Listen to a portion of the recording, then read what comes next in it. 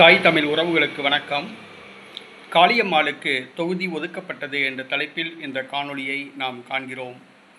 நாம் தமிழர் கட்சி மகளிர் பாசறை ஒருங்கிணைப்பாளராக இருந்தவர் காளியம்மாள். கருத்து வேறுபாடு ஏற்பட்டு ஒரு சில வாரங்களுக்கு முன்பாக நாம் தமிழர் கட்சியிலிருந்து விலகினார். இவருடைய விலகலை திராவிடம் எதிர்பார்த்தது, பெரியாரிஸ்டுகள் எதிர்பார்த்தார்கள், ஆரியம் எதிர்பார்த்தது. வரிசையாக நாம் தமிழர் கட்சியிலிருந்து மூத்த தலைவர்களை கட்சியிலிருந்து விலகப் போகிறார் என்ற அவதூறு பரப்பி விலகல் மனப்பான்மையை அவர்களுக்குள் விதைத்தது. ஒரு காலகட்டத்தில் அவர்களாகவே விலகிச் செல்ல ஆரம்பித்தார்கள்.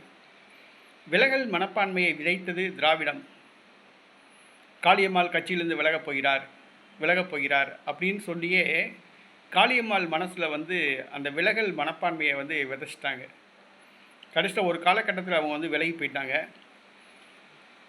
பல கட்சிகள் அவருடன் பேச்சுவார்த்தை நடத்தியதாக கூறப்படுகிறது. திமுக, அதிமுக, தமிழக வெற்றி கழகம் ஆகியவை பேச்சுவார்த்தை நடத்துவதாக கூறப்பட்டது.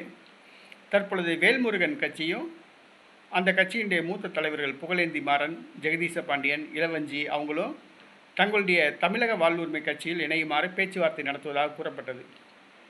ஆனால் காளியம்மாள் மௌனமாக உள்ளார். ஆனால் திமுக வட்டாரங்கள் தெரிவிப்பது என்னவென்று சொன்னால், காளியம்மாள் திமுகவில் இணைவது உறுதி என்று அவர்கள் கூறுகிறார்கள். உடனடியாக அவர் இணைய வேண்டாம் என்று திமுக மேலிடம் கட்டளையிட்டிருப்பதாக கூறுகிறார்கள். தேர்தல் நேரத்தில், அதாவது தேர்தலுக்கு ஒரு 6 மாத காலம் இருக்கும்போது காளியம்மாளை கட்சியில் சேர்த்து முழு பிரச்சாரத்துக்கு பயன்படுத்துவோம் என்று திமுக திட்டமிட்டுள்ளதாக கூறப்படுகிறது. அவருக்கு நாகப்பட்டினம் தொகுதி ஒதுக்கப்பட்டுள்ளதாகவும் கூறப்படுகிறது. இது எந்த அளவுக்கு உண்மைன்னு சொல்ல முடியாது. திமுக காரங்க பொய் சொல்கிறதுக்கு அவங்களுக்கு சளைத்தவங்க யாருமே கிடையாது. இப்போ அதிமுகவில் முன்னணியில் இருப்பாங்க. என்ன சொல்லுவாங்க, செங்கோட்டையன் எங்கள் கட்சிக்கு அடுத்த வாரம் சேர போகிறாப்புல அப்படின்பாங்க. ஆனால் செங்கோட்டையன் விலக மாட்டாப்புல. இன்னும் கொஞ்ச நாள் ஆச்சு என்ன சொல்லுவாங்க, வேலுமணி எஸ்பி வேலுமணி எங்கள் கட்சிக்கு இணைய போகிறாப்புல, பேச்சுவார்த்தை நடத்தி போயிருக்காப்புல அப்படின்பாங்க. அடுத்து எடப்பாடி கட்சியை கலைக்க போகிறாப்புல அப்படின்பாங்க. இந்த மாதிரி பொருளியை கிளப்பி விடுறது தான் திமுக காரவங்களுக்கு வேலை.